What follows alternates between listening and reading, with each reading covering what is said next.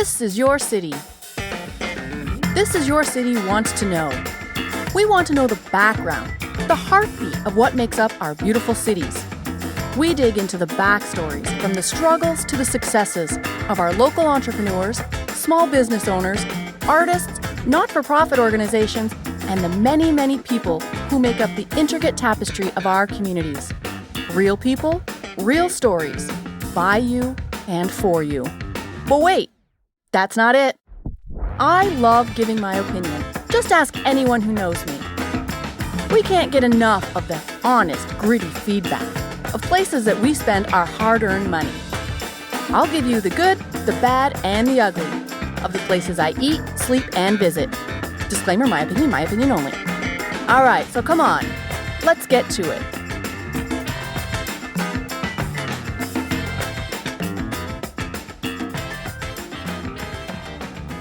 Good evening, everyone, and welcome to another edition of This is Your City. I am Kim, your host. I don't even know where to start with my guest today. It's just something so different and so personal. But can you imagine, and I don't think any of us can, 16 years in prison and exonerated by DNA. Yeah. In 1991, Deskovic was convicted of raping and murdering a fellow high school student, and he was sentenced to 15 years to life in prison. And only after 16 years being spent in prison was Jeffrey exonerated by DNA. In March of 2012, after finally receiving the personal means to do so, Deskovic acted on a dream since his release of establishing an organization that would help free innocent people who are or who were wrongly convicted. And so he launched Jeffrey Deskovic Foundation of Justice, where he used $1.5 million of his own compensation from his own ordeal to make his dream come true. He wanted to take the negative and turn it into something positive, and to leave a legacy that, of course, would ultimately outlive him. And what I find really exciting is that he didn't stay there. What he did was he eventually went on and received a master's degree from the John Jay College of Criminal Justice. And then in May of 2019, Deskovic obtained a law degree from Pace University and was admitted to the New York State Bar in October of 2020. I just find that so exciting. My guest tonight, Jeffrey Deskovic. Hi, Jeffrey. Welcome to the show, and thank you for agreeing to sit with us. How are you? I'm great. Very warm welcome. Thank you very much. I'm happy you're sharing your platform with me today, and I'm looking forward to this interview. Awesome. I'm going to do something a little different than I normally do with my interviews. And when I sit with my guests, sometimes it's just like kind of having coffee and we just talk about stuff. But I feel like I need to honor you in a little bit where I get my facts straight. So during this interview, I might read off of some notes, and that's Sure. not something I typically do, but just so I don't get anything wrong. Okay. I'm going to do that. Yes. This is real life, and most of us thankfully cannot comprehend this. So I want to get it right. Sure. You know, when you agreed to do this interview with me, I was over the moon, and I spent many nights poring over some court documents, some transcripts of your case. I also read through some papers that were from the National Registry of Exonerations. Yes. Yes. What interests me was a report that I found on your conviction, and it was prepared and requested by Janet DeFiore in Westchester. I think I got that right. Westchester County. You did get that right. You Yeah. got all that right. Yes. Thank you. The district attorney for there. And the reason that really caught my eye and interests me, because we don't often get the inside scoop of what the justice system and those involved did wrong, right? We don't really usually hear of that unless we watch the evening news or something. And this document, it was full of things that went wrong in your case. And yet you were still convicted. And if you don't mind, I'd like to just to go over a little bit of that before we get into the kind of behind the scenes stuff. Sure, that's perfectly fine. Yeah, absolutely. How you steer the conversation, and how whichever way you take it is what I'm going to follow along with. Awesome. Okay, so let's start off with, they did not test hair samples found on Right. the body.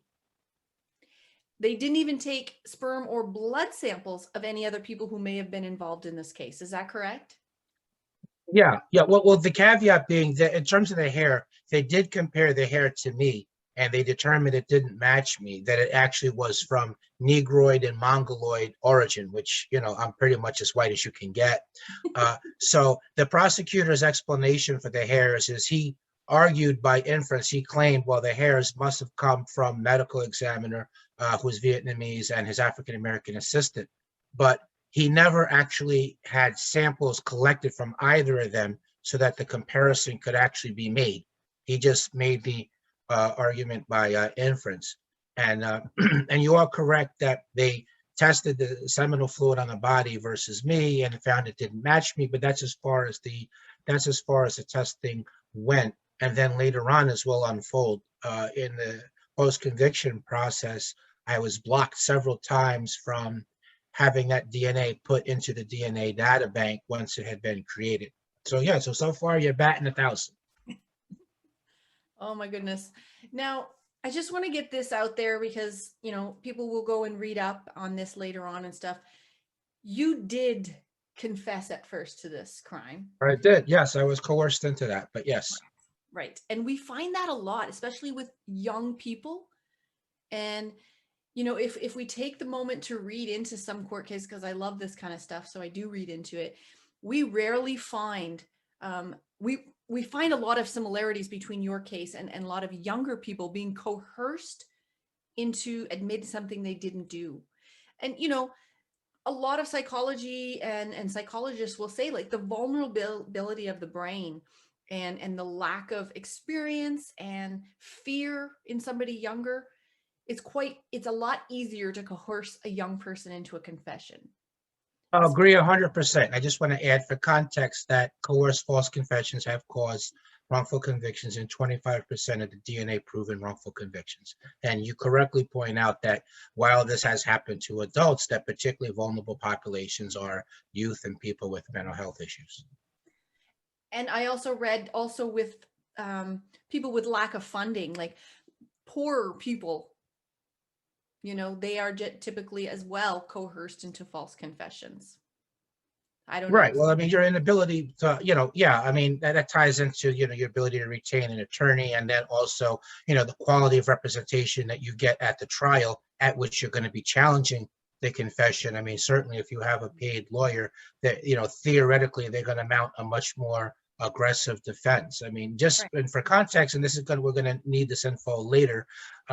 Normally when you defend a case, which is a false confession, you have to answer that confession. You have to explain that confession.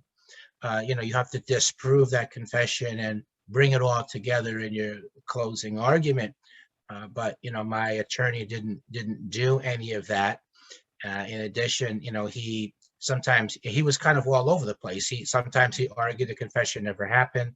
Other times he argued, well, it happened, but it was coerced. That still other times he was arguing that it happened, but it was false. So Yes. you're already in a difficult spot just defending a case where there is a confession to begin with. There's a 80% conviction rate, but then when you're not going to allow your client to testify and you're going to just throw all these different theories against the wall and hope that something sticks, it's in a way, it's not that surprising that I was wrongfully convicted. Exactly. And another thing is tape recordings.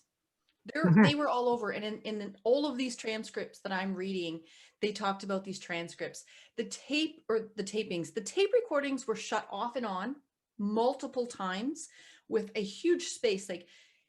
And when you confessed, everything prior to that was not on tape for a meaningful time period. They shut off those tapes multiple times. There is So, no evidence of how they coerced you, but anybody, especially like in a court system, like a young man, you weren't even a man, you were a young boy, no evidence, the tapes are shut off. at all of these like convincingly, convincing areas. Why did you know these were being shut off at such a young age? Well, I did not. But just to clarify something, so there was, so there was like a 6 week run up to the coerced false confession. So I had a lot of interaction with the police, and the dynamic there would be, first they would talk to me like a suspect, and when then they would push too hard and I'd become frightened and I'd want to get away from them, that's when they would switch it up. And Jeff, as this junior detective helper, was the game that they were playing. Oh, the kids won't talk freely around us, they will around you. Let us know if you hear anything. Stop in from time to time. They'd ask me opinion questions and congratulate me that my opinion was correct. They did the good cop, bad cop routine. So I began to look up to the officer who was pretending to be my friend as a father figure, which I was particularly vulnerable to because my own father had never been in my life in any aspect. And prior to being a teenager, I wanted to be a cop when I grew up. So it was all during that 6 week run up to it that you correctly point out that, the audio tape was being started and then stopped. And I was not always aware of them doing that. I was aware that they did it once, but not after that. But in terms of the day of the coerced confession, none of that was audio tape, not even a second of it. There was no audio tape, there's no videotape, there's no signed confession. It's just the cop's word for it. And when they came to court, they were able to leave the threat and false promise out. So maybe this would be a good point just to take a brief minute or two, just to provide some context. So in terms of the day of the coerced false confession. So first of all, after that 6 weeks run up, they got me to agree to take a polygraph by telling me that there was some new information that had come into the police file and they wanted to share that with me. But I would first have to take and pass a polygraph. So the next day, rather than go to high school, I went to the police station for this test. My mother and grandmother, whom I lived, thought that I was in school because it was a school day. They drove me from Peekskill, which was in Westchester County, New York. They drove me across county lines, 40 minutes away by car, to the town of Brewster in Putnam County. So now it means that I'm not able to leave on my own anymore. I'm totally dependent on the police. They even continue the psychological overreaching of me, even in the car ride. They had me ride in the car by myself with the cop who was pretending to be my friend with the other two in a different vehicle. When I got there to the polygraph location, it was in a private office. It was not in a police station. The polygrapher was dressed like a civilian. He never identified himself as a police officer. He never read me my rights. There was no attorney present. I wasn't given anything to eat the whole time I was there. They gave me a 4-page brochure which explained how the polygraph worked. But I had a lot of big words in it, which I didn't understand. Of course. But then I figured, well, I'm here to help the police, so what does it matter? Let's just get on with it. And from there, they put me in a small room, and the polygraphist gave me countless cups of coffee in order to get me nervous. Then he wires me up to this machine, and then he launches into his third-degree tactic. So he invaded my personal space. He raised his voice at me. He kept asking me the same questions over and over again. And as each hour passes by, my fear increases in proportion to the time. And he kept that up for 6.5 to 7 hours, which, by the way, is more than double the maximum amount of time that, even as unscientific as the polygraph is, and it's not scientific at all. In fact, intelligence officers are even trained on how to beat the polygraph. But even being unscientific, it still has its own best practices, or, how it's supposed to be done. And by him having me on that thing for 6.5 to 7 hours, that was more than double the 3 hours that which is the most they could see having somebody on it. And he also did not video or audio record it, which was another requirement for that method of conducting the polygraph, because there's such a high correlation between usage of the polygraph and coerced false confessions. So he does that for 6.5 to 7 hours. And towards the end, he said, "What do you mean you didn't do it? You just told me through the test result that you did. We just want you to verbally confirm it." And that really shot my fear through the roof. And at that point, it was the officer who had been pretending to be my friend. He came in the room and told me that the other officers were going to harm me, but that he'd been holding them off, but I can't do so indefinitely, that I had to help myself. Then he added, just, just tell them what they want to hear. You can go home afterwards. You're not going to be arrested. Being young, naive, frightened, 16 years old, not thinking about the long term, just being concerned with my safety in the moment. I was in fear of my life. The fact that I didn't know where I was, and that no one else knew where I was either, loomed quite large in my mind. I was overwhelmed emotionally and psychologically, And and the the possibility of harm and this false promise. So the end result was I made up a story based on the information that they had given me. By the time it was all said and done, I had collapsed on the floor into a fetal position and crying uncontrollably. And obviously I was arrested at that point. And they finally gave me something to eat after going all day without eating anything. That's incredible. Of course you were fearful of your life. They were even, the good cop was even telling you that I can't hold them back any longer and they want to do you harm. Like that's in the back of your mind too, right? Absolutely. Yes, it Oh, was. that's It incredible. was. And I just wanted to get out of there. And I was desperate. And by him throwing me that false promise, I mean, I latched onto that. It was down to that, and that was a lie, except I didn't realize that at the time. I mean, for somebody who's lived a life, like a 40-year-old, 50-year-old, doesn't even matter. For somebody who's lived life, you might be able to hold out for a little bit longer, but a 16-year-old boy, okay, for hours upon hours inside this room with people raising their voice, threatening them. We couldn't even handle it now at our age, let alone Right. at 16. But that's not it. That's not all, Jeffrey. There was a ton of stuff like the courthouse cleaning crew, like they inadvertently threw away many of the much of the evidence, right? Like what was Yes. clothing? Yeah. Let me explain that. That's a wonderful point that you made. So the victim's clothes, including her bra, had been admitted into evidence, and the jury asked to see the bra. And that was important because in one of the statements that they coerced out of me, I said that I ripped her bra off, which there's some bras that cannot be ripped off.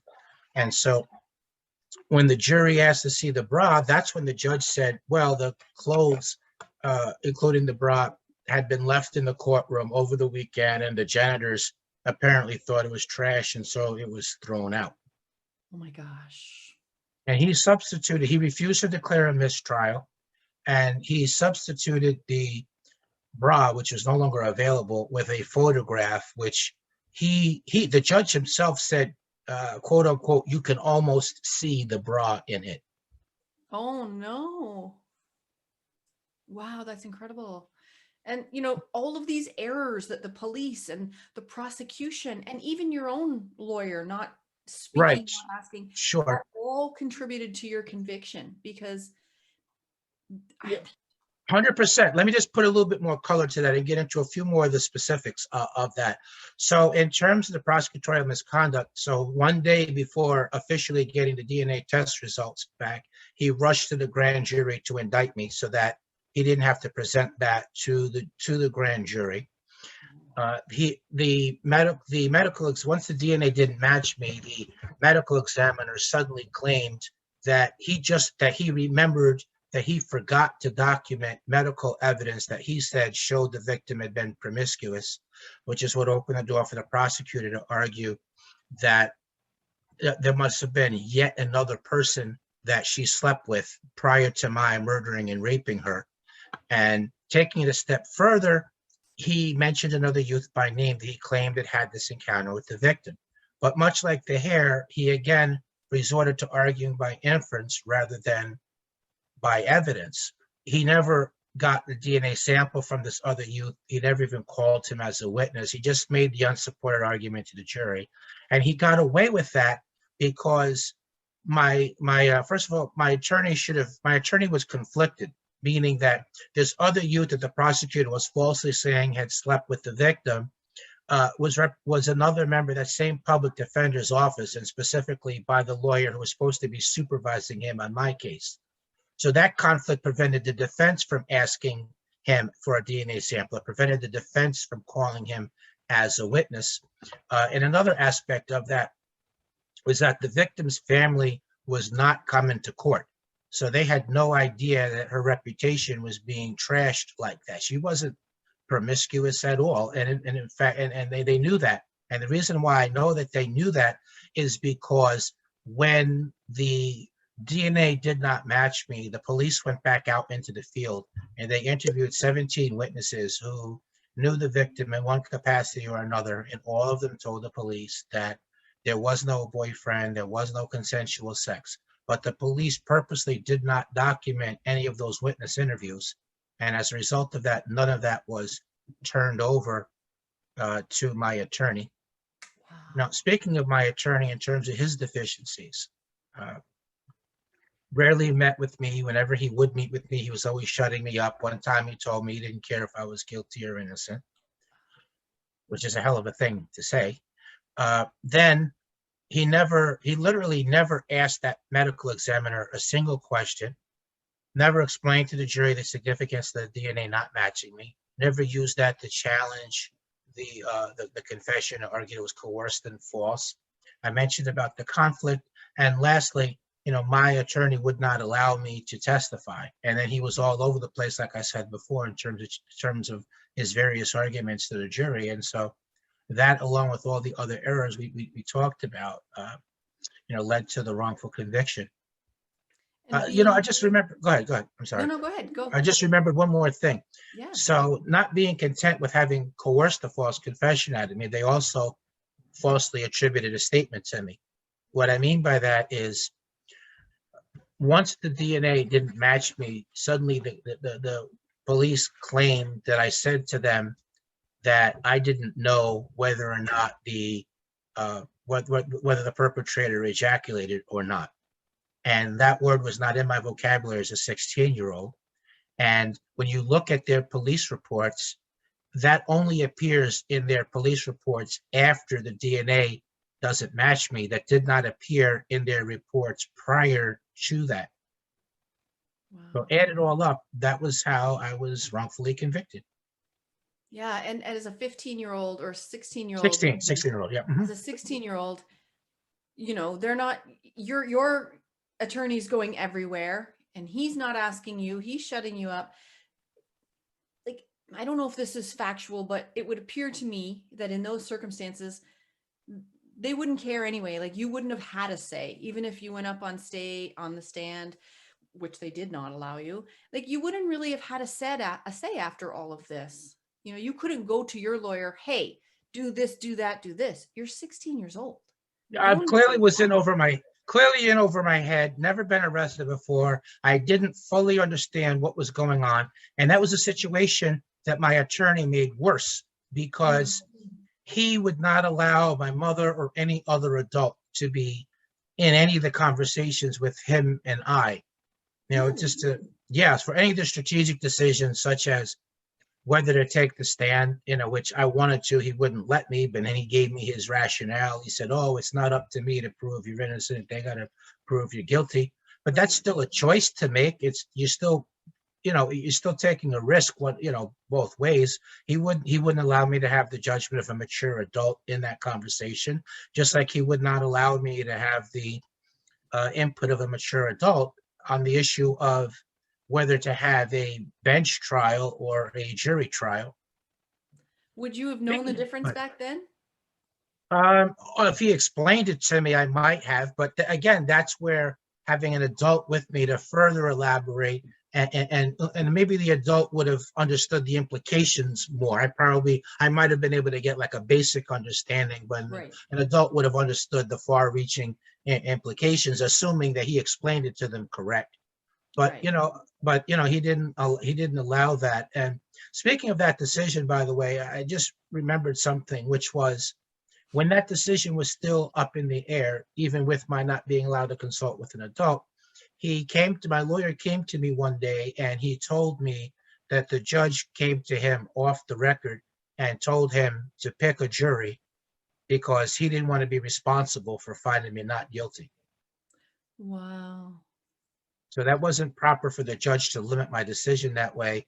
And my lawyer was supposed to put that on the record and ask the judge to recuse himself, because, that sounds like this judge is letting the public pressure get to him. Yeah. And keeping in mind the context in which that every time I made a court appearance, it was this major media moment with virtually all the coverage from a guilt presumptive oriented perspective.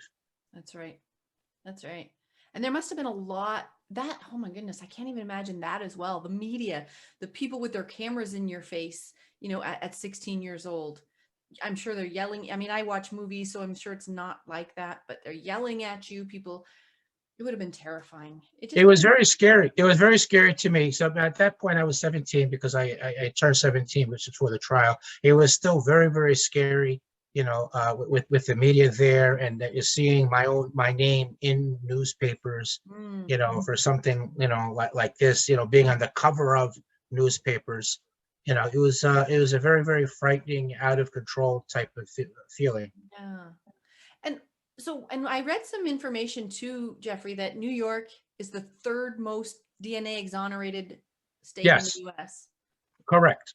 So what that tells me is if it's the third most exonerated state from DNA,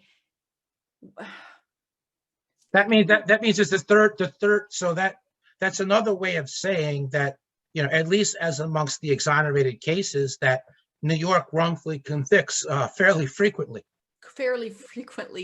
And is it because, people got to get voted into office, so they have to close cases quickly? There's a lot of speculation of why that can be. Well, there's a multitude of reasons. I mean, what you just said is one reason. I don't think that that's the only reason or the reason in every instance, but that's certainly an aspect of it. Another aspect would be tunnel vision, which is when a conclusion is formed, then working backwards and only trying to confirm that and ignoring evidence to the contrary, or trying to explain it away in a way that just kind of defies logic and common sense, such as the DNA not matching me. Then we're going to go to a consensual sex theory and promiscuity, but the victim is leading a sheltered life and has no boyfriend, but we're going to ignore that. There has to be a way that Deskovic did this crime, even though DNA says it was not. So tunnel vision, but other things, coerced false confessions, we mentioned that at 25%. Misidentification at 75% of DNA proven wrongful convictions. Wow. Lying informants at 15%. Bad lawyering, which was certainly a factor in my case, is prosecutorial misconduct is a factor that runs through nearly all of the wrongful convictions as an additional factor to the other things we've talked about.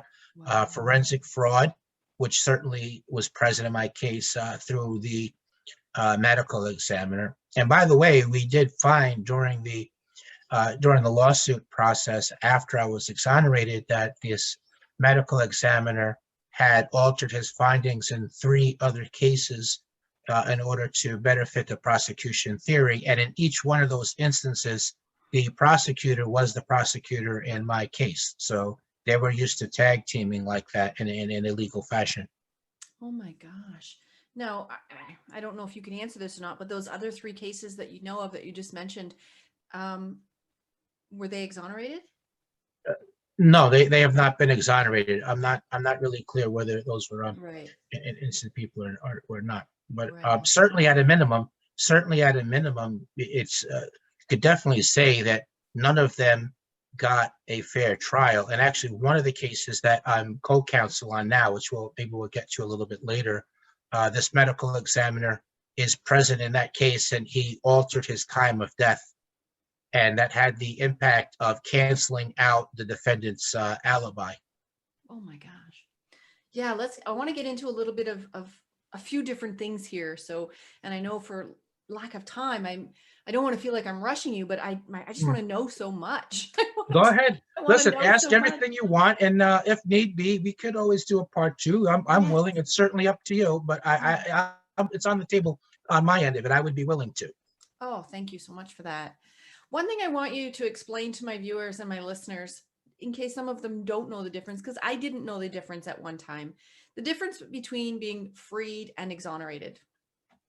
So being exonerated is that the court recognized that you were innocent, or you received a pardon from the governor on innocence grounds. Whereas being freed, you might be freed because you got paroled, or a lot of states have what's called a conditional release, meaning that there's a time period where they unless you've done something to lose good time, like say in the 5 to 15, like the middle point would be about 10 years. So that would be your conditional release. So you could be out that way, or you might have gotten out because the governor's office gave you a commutation, gave you what's called clemency, which means, Yeah. all right, well, there's some redeeming value in you, and that we think that merits you doing less time than what you were sentenced to, where sentence could be modified through commutation, or you might have been released because You did you your time. maxed out. You finished all Yeah. the time on the 5 to 15. You somehow managed to do all 15 years, and so you maxed out. Or you might even be released at a compassionate release, whereby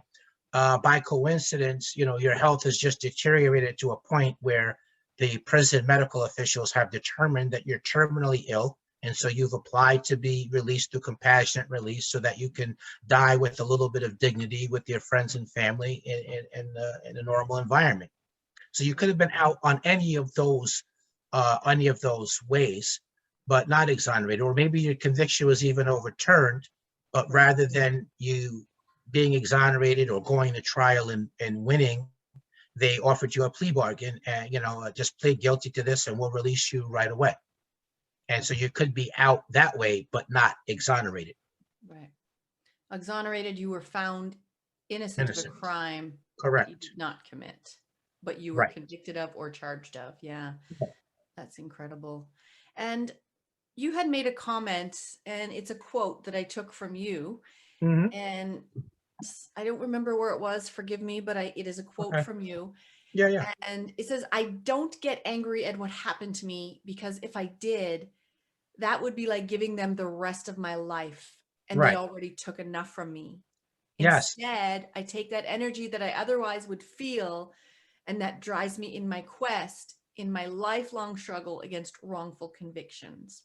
When I first read that quote from you, Jeffrey, I actually teared up, because in my head I was thinking how angry you must be, because some of the most important years of a human being's life, you have your young teenage, your young adult, and your adult life. Like, yes, there's some who spend many, many more years, but you spent very, very, like, where you're learning everything, and everything changes in society. I was thinking to myself, those words are so humbling. I didn't get angry, because if I did, I'd be giving them the rest of my life, and they already took enough. That does not come easily for most people to get to that place. How did you get there? Well, my first week home, I was angry. And at the end of the week, I mean, I felt like it was destroying me. And I figured, well, I want to enjoy my life as much as I can. I can't do that if I'm angry or bitter. If I was to be angry, it's not like I'm impacting the people who were responsible. And the other line of reasoning also, which you quoted, also, went through my mind as well. So that was kind of how I got there. So maybe a month before I was released, whereby my conviction was overturned, and then I wound up going back to court and where I was exonerated. They dismissed everything on actual innocence grounds. But a month before the conviction was overturned, I saw on the television that there was another prisoner named Alan Newton who had been exonerated through DNA testing. And in his press conference, he said that he was not angry. And at the time, I thought that was like the silliest thing ever. And but after that first week of being home and being angry and it nearly destroying me, I remembered that. I hearkened back to that, and hence my coming up with those multiple line of reasonings, all in that same Right. direction. Yeah. And I want to get into, in a few seconds, in a few minutes as well, that whole thing, how you were exonerated, what Mhm. happened leading up to that. But something that we don't know, because we can only know what we read about your case Right. and about, Sure. so what we don't know. And again, I struggled with what to ask, because I don't want to, like, my ignorance and all of that could just No, feel trigger. free to ask whatever you like. If you're free Well, to ask whatever you like, I'm very transparent. And if you do ask me something that I haven't heard before, I appreciate that. So look, feel free to ask whatever you want. Okay. Well, 15, 16 years old, 17 by the time you went into prison. Mhm. Um, so first of all, did they put you in an adult prison at 17? They did. They put you right in with maximum security people, like people who have done atrocious things in life. Yes, because I had been charged as an adult, tried as an adult, sentenced as an adult, and therefore it followed that I would be sent to an adult maximum security prison. Yes, And okay, how terrifying was that when you go through that extremely. process?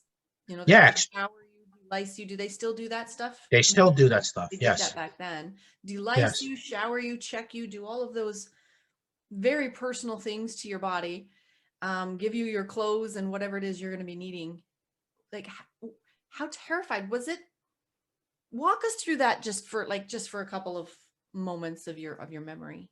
Yeah, well, it was terrifying. I mean, they gathered all of us together in this one area, and they ordered us to take all of our clothes off so they could do the delicing, and so that was an unusual thing for me as well, just to be naked in front of all these other men, and then the delicing. I mean, I remember that smell stayed in my head for months. I couldn't get it out, even though I was showering and using shampoo.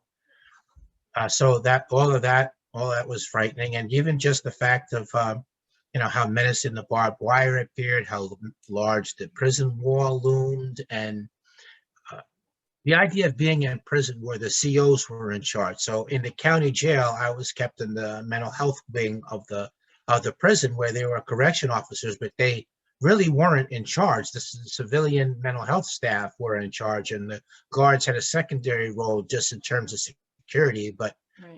it was a minimal amount of interaction. Whereas in a prison, the correction officers are all in charge, and that in and of itself was kind of a frightening prospect. And then being in not being used to being in the prison walls. I mean, I felt claustrophobic there, and in that reception center, downstate correctional facility, which is when I say reception, that's the first state facility that I was sent to prior to going to a different prison, and that's where they issue the supplies, they delice you, they do medical and mental health observation, and then they try to an assessment, and they try to determine what facility you're going to be sent to originally. So in that particular prison, they had what was called a live count, meaning that 5 times a day they would come around and you would have to be fully dressed, standing up at the door with your lights on. So it made it very difficult even just to sleep.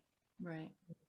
'Cause you could never really relax there, because if you're sleeping when they come around, you could get in a lot of trouble for doing that.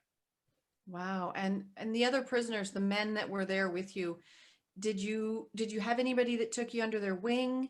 I mean, you were there for 16 years, so Mhm. maybe younger ones came in after you that you took under your wing. How did Sure. that So work? both of those, yeah, that would be fair to say. So that both of those things happen at various times and in various ways. I mean, sometimes the people that took me under their wing, it was that they gave me some advice here and there. It's not like they were my protector 24 hours a day. It wasn't Yeah. on that level. I mean, that happens sometimes. That never actually happened for me, but people did educate me. They kind of schooled me on, various prison survival, tactics, things like, when you're in your cell, don't talk out of your cell. Some people do that, but you never know who you're talking to, or someone might jump into the conversation, and don't ask anybody for anything. Don't let anybody take anything, from you. Don't try to be popular or overly familiar, and don't get, you don't want to gamble or get involved into borrowing something for somebody, or get into a discussion about what's going to be watched on the television or not. Right. And even trying to identify, which people around you are in what gangs, and steering clear of them, because, if you're hanging out with somebody, that could draw you into something that you don't want to be involved in. That's right. Wow. There's a lot to know. There's a lot to know. Did you take a lot of time to just observe and I just, did.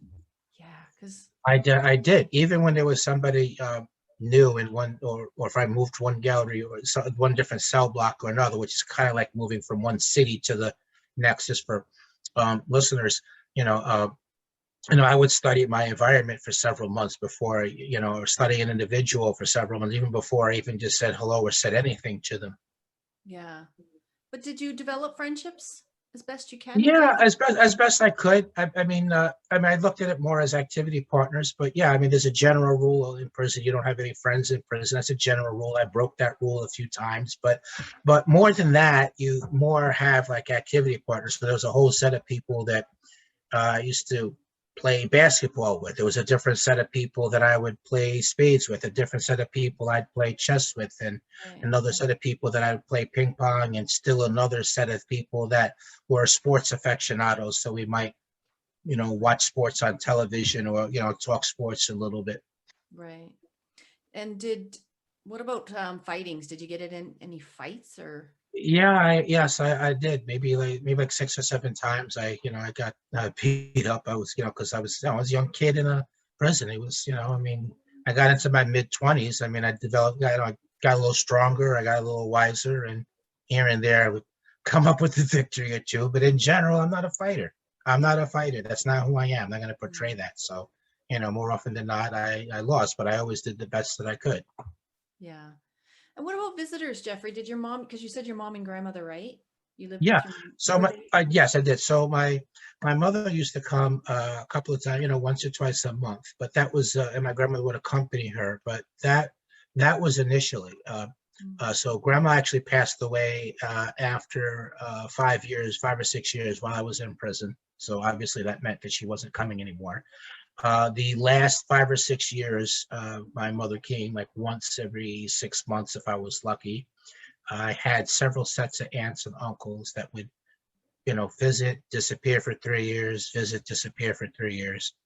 My brother, who was 3.5 years younger than me, came maybe 3 times in 16 years, not at all in the last decade. I had two friends that came to visit me. One person came one time, and that was it. Never saw him again. And I had another friend that stayed in touch with me that it would come up periodically, but that was for 5 years, and then he went into the military, and we lost touch. So, uh, based on all of that, if I was to summarize, I would say that while not literally, in many ways, I essentially did the time by myself. Now, that's pretty lonely, but let me Definitely. ask you, were you able to forgive? Because I'm pretty sure you were probably a little Yeah, bit angry at first, right? No. I certainly was. I was Mhm. angry at first. Yeah, and I really wasn't even really aware that I was. It only kind of came out as I would meet up with them in person after I was exonerated, it came out. So I didn't, yeah. So that's how that. But one going back to the friend question, there was definitely a friendship that I did make while I was in prison. That was with a prisoner named Frank Sterling, and once Frank was also innocent, and so once every 6 weeks we would get together and try to keep each other going morale wise, and we would also brainstorm about what the next move was to make to try to overturn the conviction and regain our freedom. And Frank was ultimately exonerated through DNA testing after 18 years in prison, so a couple of years after me. Wow. And That's incredible. lastly, yeah, definitely, it really it was kind of it's kind of unusual in a way. But the last thing I'll say is, the last couple of years, just desperate for outside contact because of the lack of visitors, I did place an ad in a small newspaper, actually in California, in the Sacramento Bee, and I was looking for a pen pal, just desperate for contact with the outside. But I also had the ulterior motive. I was hoping that at some point they would ask me, well, what are you doing in there, by the way? And that would be my chance to explain I was innocent. And, maybe they would believe me and they could help build a bridge between me and the necessary legal help that I needed to be exonerated. I mean, I had read that had happened in Hmm. a number of and other wrongful conviction cases. So I was trying to do the same thing. And so there was somebody who wrote me. His name was Scott Kiley, and I was openly asking the stranger that I didn't know from anywhere, And I was openly asking him in the last couple of years, look, should I just quit? Should I give up? Should I just kill myself and be done with this? I'm never going to get out of here. And, so he kind of showed up at the right moment. Right at the end, just as I was about at the end of my rope. Wow. That's amazing. And I mean, we do hear of stories of, pen pals and, Mhm. women who really love to fall in love with men in. I was never so lucky with that. I did fantasize about that. I did fantasize about that for sure. And there were, and in my own mind while I was in prison, I mean, I kind of rotated schools of thought on that. So there was one line of reasoning where, I thought, well, I'm probably not going to find somebody of the caliber that I would want to be involved with. From on the outside, and I can't really see stringing along somebody or using them and tying them up for however many years this lasts. And then when I go home, if I'm not, if it's not up to par, I'm not going to just be miserable the rest of my life. So I don't have the heart to use people. Okay, I don't. I used to see it happening all the time, but I didn't have the heart to do it. So that was my main line of reasoning on that. But listen, don't get me wrong. There were other times when other people were going on visits and getting, they were making phone calls, they were getting letters, money was sent into them. They were going on visits and they were getting food packages. They even had conjugal visits in New York State. So whereby, if you're married, they could come up on a Friday morning and they would be with you, live with you there was trailers located on the prison grounds, and they would be there until Sunday morning. So there were plenty of times where other people were doing those things, and I felt like the biggest fool in the world with me and my line of reasoning. So, at times I did think about it, and I did place some ads in papers, and they had websites at Friends Beyond the Wall and Yes. and made pen pals and all these different places. And I tried putting ads and everything, but nobody ever actually responded to me in that way. So another person actually, I consulted with somebody once that had done that successfully, like a number of times. So, so I asked them, well, look, I'm not getting any responses, man. What do you think? Here's my ad. You seem to know what you're doing. You seem to have gotten this thing down, and this guy had like a whole huge, several big, see-through garbage bags full of letters from so many people. It was ridiculous. So, he didn't see anything wrong with the ad. He came up with a theory, which I think was right, in which he said, look, I think that what's happening is these women they're searching and determining what you're incarcerated for.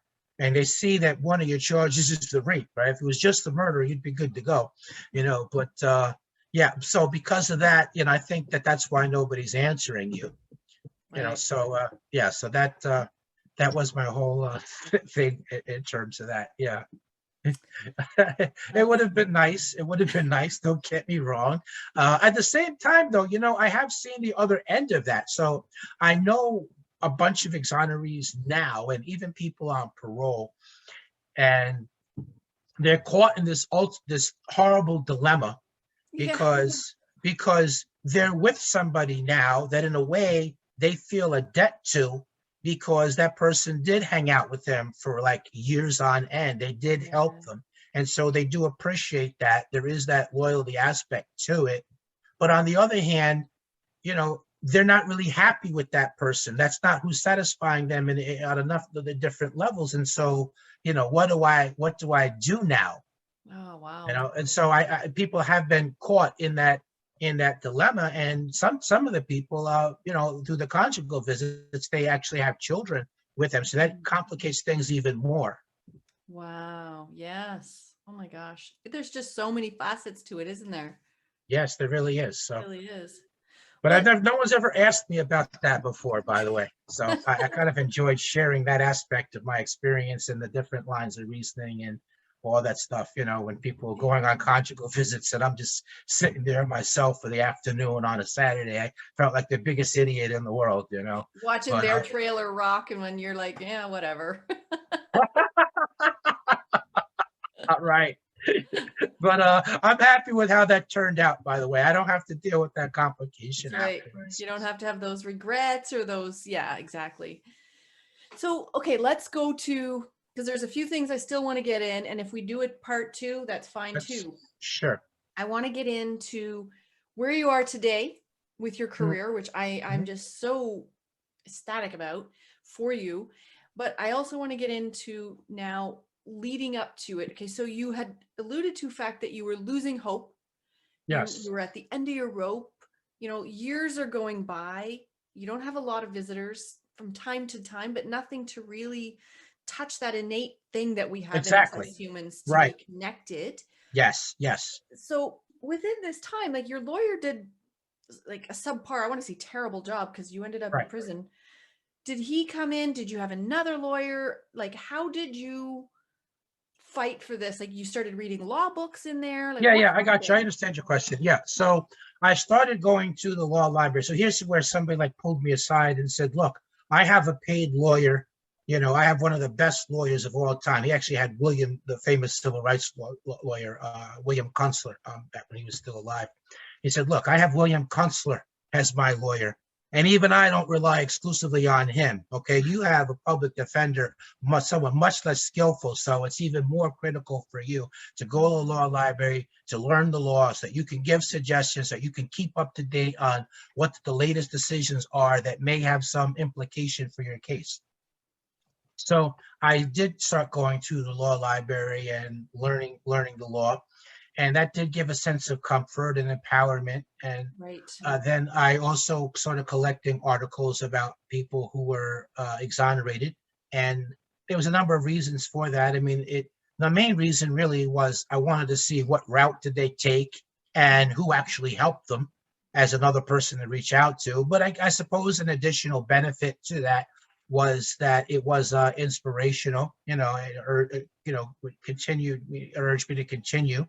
But that became a double-edged sword too, because initially, when I would read about that, I would like imagine what the scene might look like right outside the prison gate and the celebration. So I kind of vicariously celebrate with them.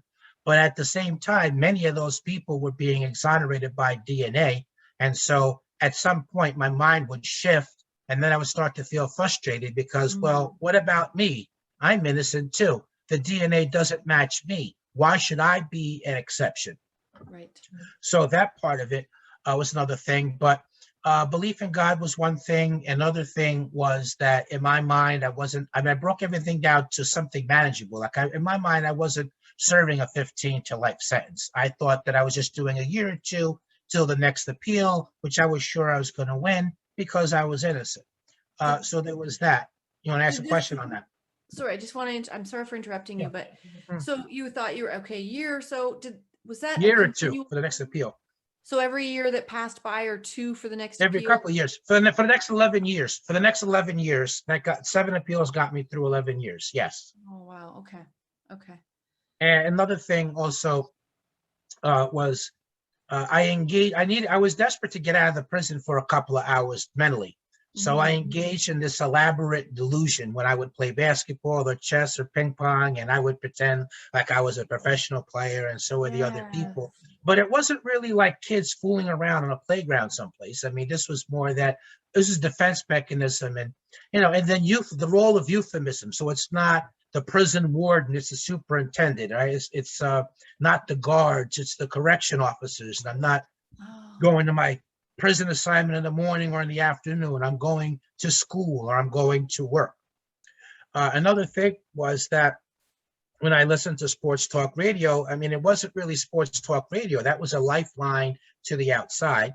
right. In 1998, they allowed us to purchase televisions for in-cell usage in Elmira Correctional Facility. And for the most part, my TV stayed off because I was doing legal work and I was writing letters. And the letter writing comes in because once your appeals are over, the only way back into court is if you can find new evidence that probably would have led to a different outcome. And so Right. because I had no money to hire an attorney or an investigator, hence the letter writing campaign. So for those two reasons, plus from 1998 to 2006, I read 3 or 4 nonfiction books a week. So those are the things that I primarily did while I was in my cell.